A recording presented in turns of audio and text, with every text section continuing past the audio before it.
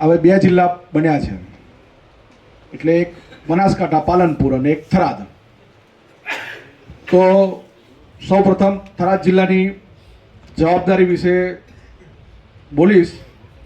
જ્યારે હું નામ બોલું એ પોતાના સ્થાન પર ઊભા થાય, અંતમાં એટલે કે બધા એક જિલ્લાના નામ બોલાઈ જાય ત્યાર પછી આપણે બધા 2 હાથ ઊંચા કરી ઓમ બોલીને અનુમોદન આપીશું.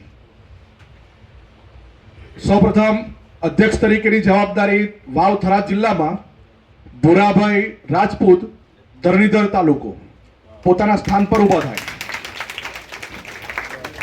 મંત્રી તરીકે ચેલાભાઈ ડી પટેલ, દિયોદર તાલુકો.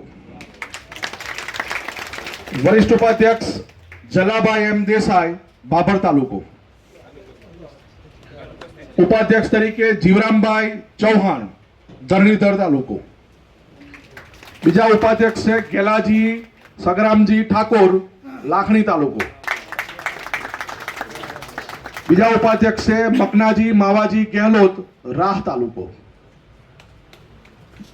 આપણી વ્યવસ્થા મુજબ મહિલાઓને પણ એટલું જ નેતૃત્વ આપવામાં આવે છે, એટલે મહિલા ઉપાધ્યક્ષ તરીકે સરસ્વતીબેન મહેરા, સુઈગામ તાલુકો.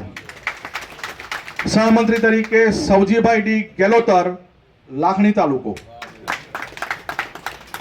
સહસંગઠન મંત્રી તરીકે કનુભાઈ ડી જોશી, દિયોદર તાલુકો.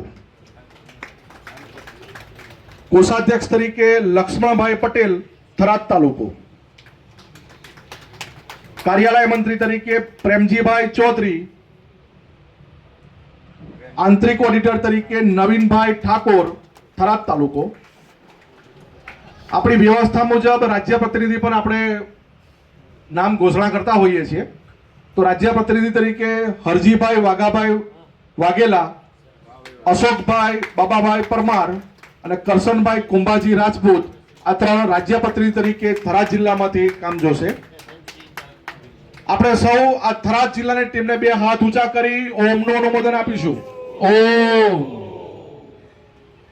હવે પોતાનું સ્થાન લેશો, ત્યારબાદ બનાસકાંઠા જિલ્લાની